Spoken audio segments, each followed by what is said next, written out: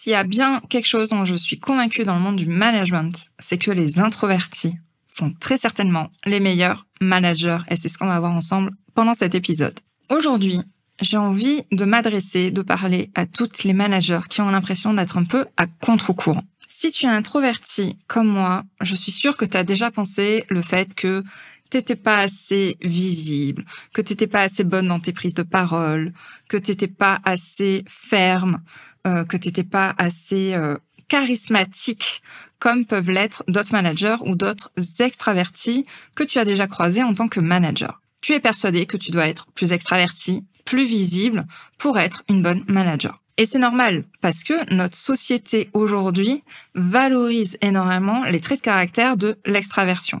Les personnes qui prennent facilement la lumière, les personnes qui savent parler en public, en société, qui sont capables de tenir ce qu'on appelle les small talk, les petites conversations dans les ascenseurs, au restaurant, dans certains after work, etc. Et on valorise énormément les personnes qui sont toujours à l'aise, tout le temps, peu importe où elles sont et avec qui elles sont. Et moi aussi, j'ai essayé de ressembler à ces extravertis. Moi aussi, j'ai essayé en fait de me travestir, d'aller à l'encontre en fait de ma nature profonde d'introverti.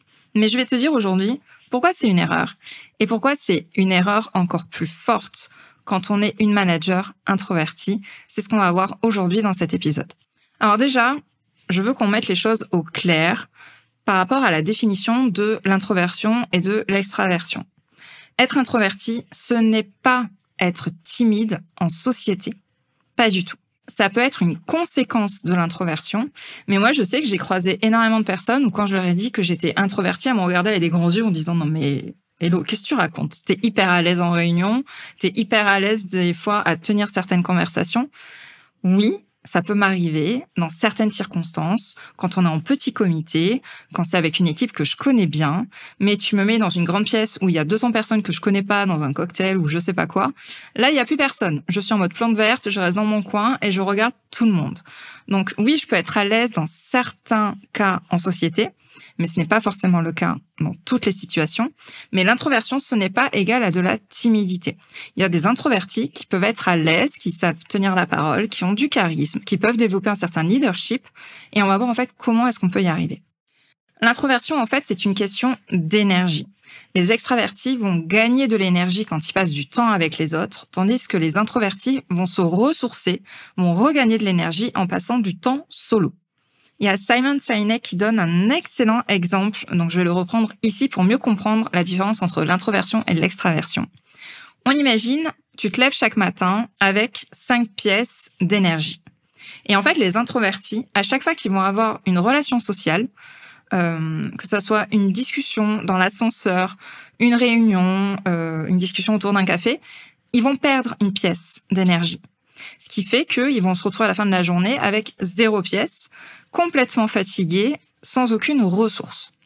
Les extravertis, au contraire, eux, ils se lèvent chaque matin avec 0 pièce dans leur compteur.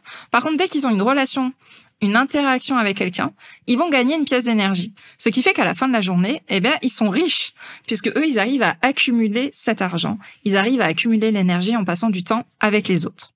Comprendre, en fait, cette différence fondamentale, c'est déjà un grand pas en avant vers l'acceptation de ton introversion. Moi, je sais que j'ai compris que j'étais introvertie uniquement quand j'avais 33, 34 ans. Donc, ça remonte à 6 ou 8 ans. Je n'avais jamais, en fait, mis de mots sur ce comportement chez moi. Et ça m'a fait un bien fou de comprendre qu'en fait, j'étais pas une extraterrestre. J'étais juste quelqu'un de normal, comme la moitié, en fait, de la population sur Terre. Parce que non, on n'est pas entouré que d'extravertis. Loin de là. Et en fait, ça me faisait pas de moi quelqu'un de bizarre, quelqu'un qui voulait d'asocial, qui voulait parler à personne. Pas du tout. Et en fait, jusqu'à comprendre mon introversion, j'ai fait l'erreur fondamentale que fait quasiment à chaque fois les personnes introverties que je rencontre, et du coup je l'ai fait moi-même aussi, c'est de vouloir ressembler aux extravertis, de se fondre en fait dans le moule qui est un peu façonné par notre société sur les valeurs qui sont mises en avant, les comportements qui sont mis en avant d'un point de vue social.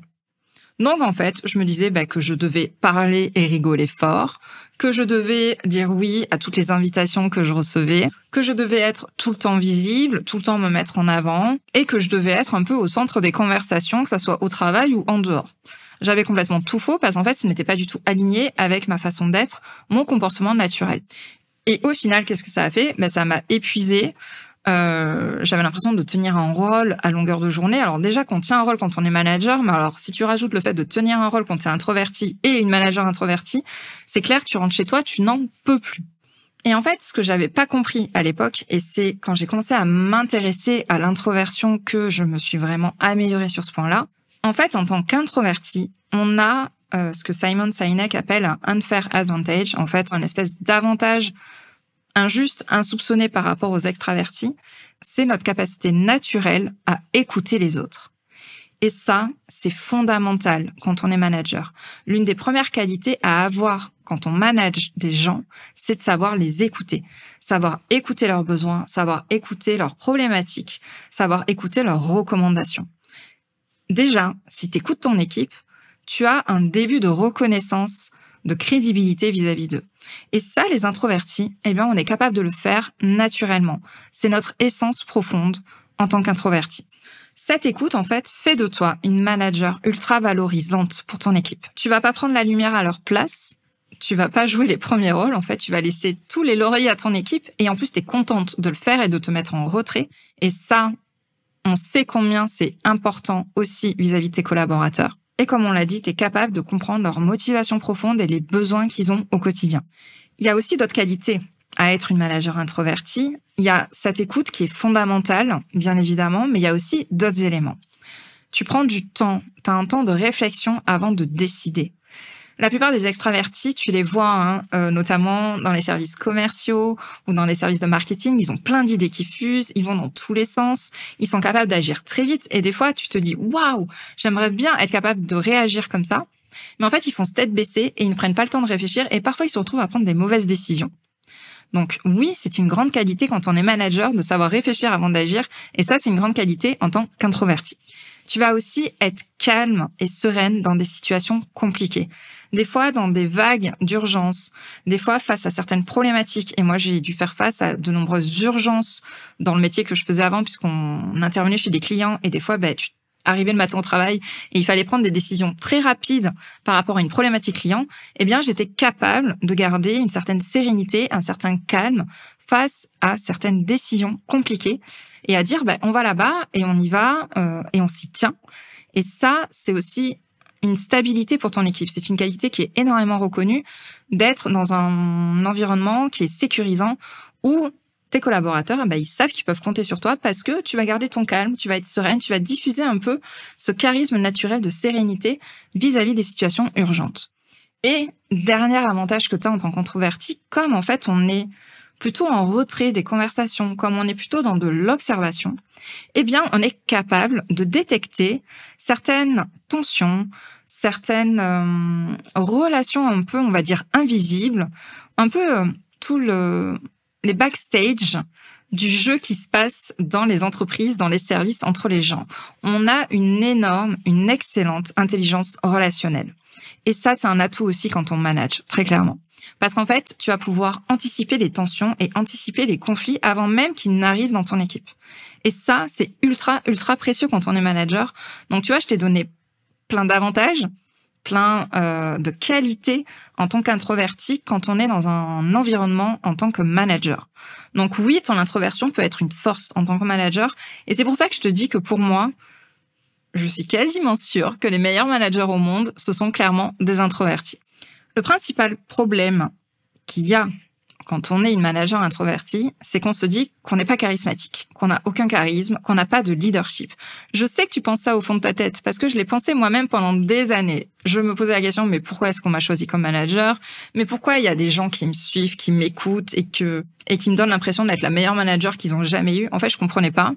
Parce que j'étais persuadée au fond de moi que j'étais pas charismatique, que j'avais aucun leadership.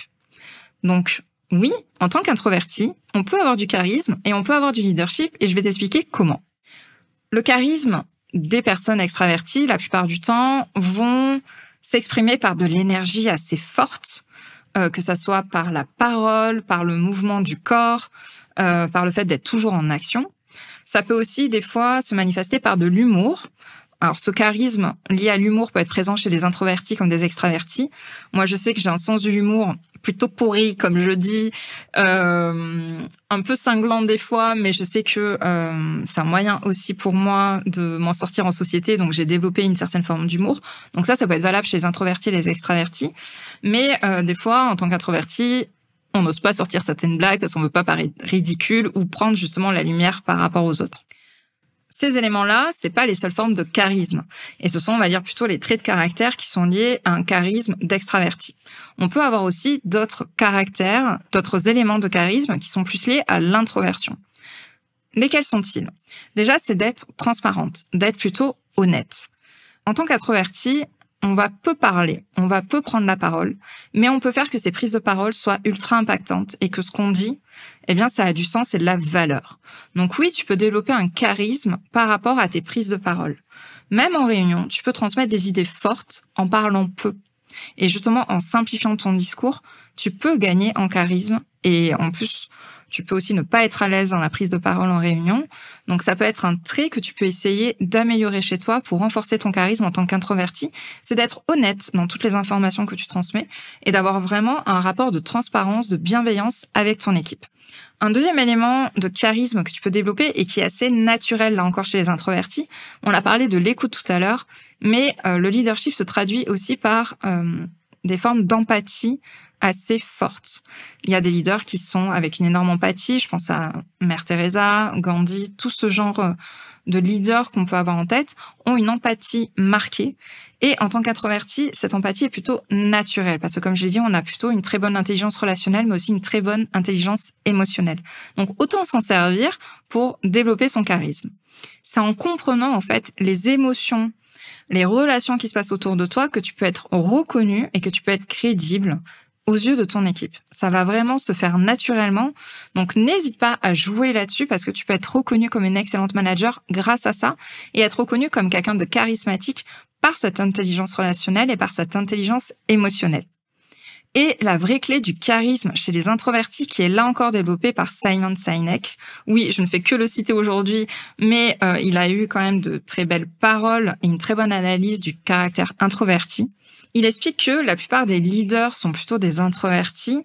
Leur leadership, en fait, n'est pas lié au fait de tenir la scène de façon forte et présente. Leur leadership n'est pas basé sur le fait d'avoir une voix forte et qui porte. Non, il dit que les leaders introvertis, leur charisme est surtout lié au fait qu'ils ont une vision forte et qu'ils font tout ce qu'ils peuvent, tout ce qui est en leur pouvoir pour l'atteindre et la transmettre à leur équipe. Donc là, pareil, si tu es une manager introvertie, il faut que tu sois le socle, on va dire le rock de tes collaborateurs. Même si ça tangue, même s'il y a des urgences, même s'il y a des événements qui sont, on va dire, impromptus, t'es là, tu sais où on va, tu sais comment y aller et t'es là pour garder le cap. C'est ce que je te disais tout à l'heure. Moi, je sais que j'étais reconnue pour ça, pour garder une certaine sérénité face à certaines situations. Eh bien, les leaders introvertis, c'est sur ça qu'ils s'appuient. Une vision forte, une mission forte, un cap clair. Et c'est vers ça qu'ils amènent leur équipe et ils sont sûrs de la direction où ils vont. Donc, essaye de garder bien ça en tête. Comme je te l'ai dit tout à l'heure, pour avoir du charisme en tant qu'introverti, tu peux passer par ton empathie, ton honnêteté, mais aussi ta vision et ton cap clair. C'est ça qui est important si tu veux développer ton leadership en tant qu'introverti. Forcément, l'introversion, moi, c'est un sujet qui me parle. Je pourrais en parler pendant des heures puisque c'est mon caractère. J'ai mis du temps avant de découvrir que j'étais introvertie. J'ai mis du temps à comprendre aussi que c'était une force dans mon management. C'est pour ça que j'ai fait cet épisode, pour te transmettre en fait cette vision. Mais c'est pour cette raison aussi que j'organise bientôt une immersion de 4 jours. C'est l'immersion 360. C'est un événement gratuit en ligne dédié aux managers introvertis où je vais t'aider à reprendre le lead sur ton équipe, à développer ton charisme, à prendre confiance en toi, à revoir tes priorités pour avoir un management beaucoup plus serein, beaucoup plus aligné au quotidien et reprendre donc le lead de ton équipe et de ton temps. Ensemble, on va valoriser ta vraie nature et faire de ton introversion une force. Donc si ça t'intéresse, tu as tous les éléments dans la description de cet épisode, que ça soit en podcast ou sur YouTube. C'est un événement gratuit, c'est du 16 au 19 juin. file vite t'inscrire parce que les places sont limitées. On va passer 4 jours de folie ensemble et tu vas retrouver d'autres managers introvertis comme toi qui se retrouvent avec les mêmes problématiques. Et tu vas voir, je vais te donner toutes les clés pour retrouver de la sérénité et retrouver de la confiance en toi dans ton management. Donc n'hésite pas, va cliquer sur le lien dans la description et on se retrouve la semaine prochaine pour un nouvel épisode.